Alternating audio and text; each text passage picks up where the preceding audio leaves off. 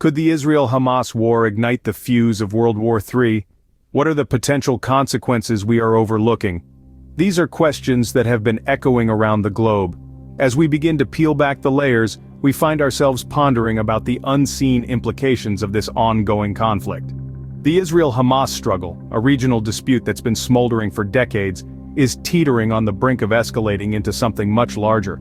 It's not just about two entities anymore. It's a complex web involving various nations around the globe, each with their own alliances, interests and stances. Take for instance the United States, a country that has historically been an ally of Israel. The US finds itself in a delicate balancing act. While it doesn't want to fan the flames of conflict, it's obligated to support its ally. But how far should that support extend? And at what cost? On the other side of the spectrum, we have countries like Iran and Turkey who voiced their support for Hamas. Their involvement adds another layer of complexity to this already convoluted situation. And then, there's the looming shadow of World War III. A concept that's been thrown around a lot lately, especially with the recent remarks of Republican presidential candidate Vivek Ramaswamy. He has been vocal about his concerns regarding a potential World War III, cautioning against the US involvement in the Russia-Ukraine war and the Israel-Hamas conflict. World War III, a phrase that sends shivers down the spine of every peace-loving citizen. It's not just about the physical destruction anymore. It's about the economic devastation, the social upheaval, and the psychological trauma that such a global conflict would inflict. But how does a local conflict like the Israel-Hamas war factor into this? How could this regional dispute possibly trigger a global catastrophe? Well, it's a bit like a domino effect. One tipping point leading to another, and before you know it, we're in a situation that's spiraled out of control. As we delve deeper, we'll see how this local conflict could have global repercussions. As we navigate through these murky waters, one thing is clear: the stakes are high, and the consequences could be far-reaching. To understand the potential consequences, we first need to comprehend the origin and progression of the Israel-Hamas conflict. The Israel-Hamas conflict is a complex issue with roots deeply entrenched in history.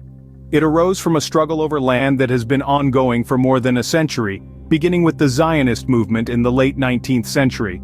This movement led to the establishment of the State of Israel in 1948, which was followed by a series of wars and conflicts. Hamas, an Islamist political organization and militant group, emerged in the 1980s during the First Intifada, a Palestinian uprising against Israeli occupation.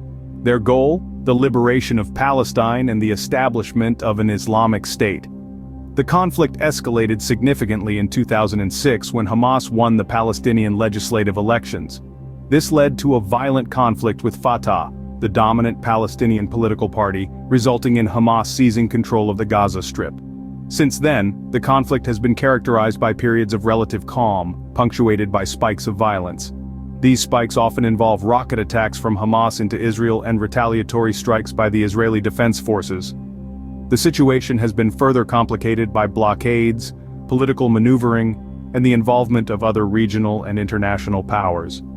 In recent years, there's been a shift in the conflict. It's no longer just about territory or religion. It's become a geopolitical chess game with global implications. The involvement of superpowers like the United States and Russia, as well as the rise of new political figures like Vivek Ramaswamy, a Republican presidential candidate who's been vocal about avoiding World War III and limiting US involvement in conflicts such as this, have all played a part in transforming this once regional dispute into a potential international crisis. The conflict has grown from a regional dispute to a potential international crisis. The involvement of global superpowers can significantly influence the direction of this conflict. As we delve into the role of superpowers in the unfolding scenario, it's important to acknowledge the considerable sway they hold in global affairs. The United States, for instance, has traditionally been a significant player on the world stage. Its influence in the Israel-Hamas conflict is undeniable. While some political figures like Vivek Ramaswamy have been vocal about restraining US involvement, their stance has not been universally accepted. Ramaswamy's cautionary tale of a potential World War III and his determination to avoid it highlights the precarious balance that superpowers must maintain. On the other side of the globe, we find Russia. Its geopolitical strategy and potential involvement could dramatically escalate the situation. The ongoing Russia-Ukraine war has already put the world on edge, and any spillover into the Israel-Hamas conflict could be a tinderbox waiting to ignite. Lastly, we cannot overlook China. With its rising global influence and strategic interests in the Middle East, China's role in the conflict is pivotal. Its decisions could either fuel the fire or help douse the flames. The political and military engagement of these superpowers is not just about immediate conflict resolution. It's about setting the tone for future global relations and defining the rules of engagement. It's about choosing between diplomacy and aggression, between cooperation and conflict, between peace and a potentially devastating World War III. These superpowers, with their immense military might and political influence, have a significant responsibility. Their actions and decisions could either pull us back from the brink or push us over the edge into an abyss of global conflict. So, as we watch the events unfold, one thing is clear. The stance of these superpowers could either defuse or ignite the ticking time bomb of World War III. How could a regional conflict possibly trigger a global war? This question may seem perplexing, but the answer lies in the domino effect of international relations. A concept that illustrates how a change in one nation's state can produce significant effects in others, creating a chain reaction. Let's take a moment to stroll through the realm of hypotheticals.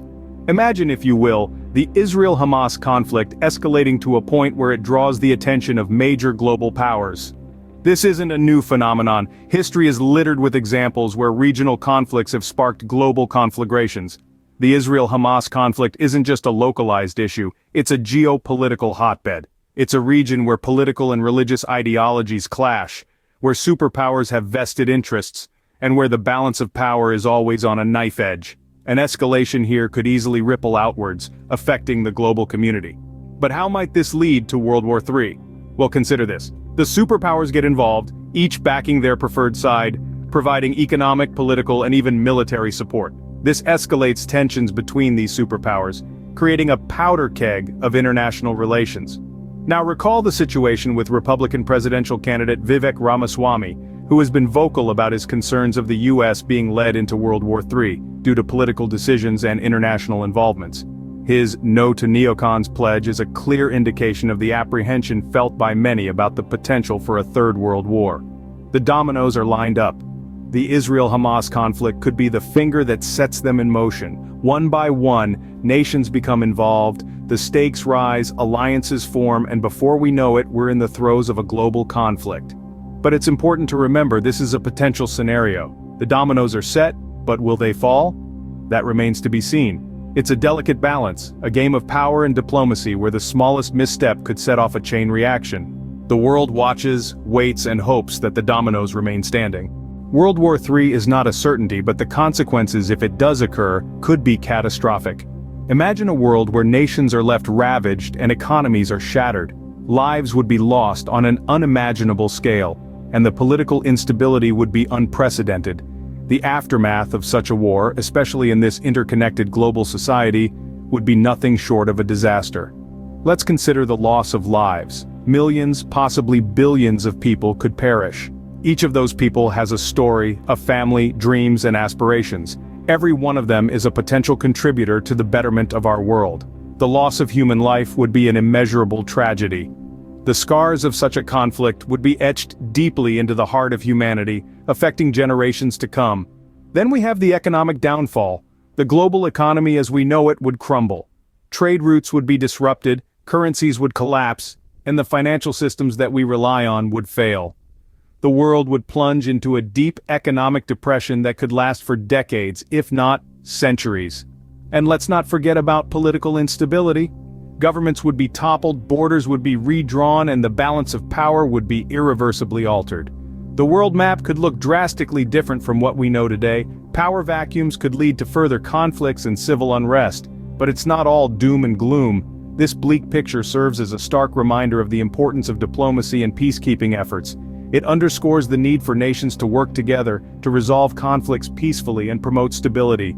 It's a call to action for leaders and citizens alike, to strive for a world where war is a last resort, not a first response. The potential for disaster is immense, but so is our capacity for prevention and peace. Let's remember that the future is not written in stone. We have the power to shape it, to steer clear of the path of destruction and chart a course towards peace and prosperity. Because in the end, The choice between war and peace is ours to make.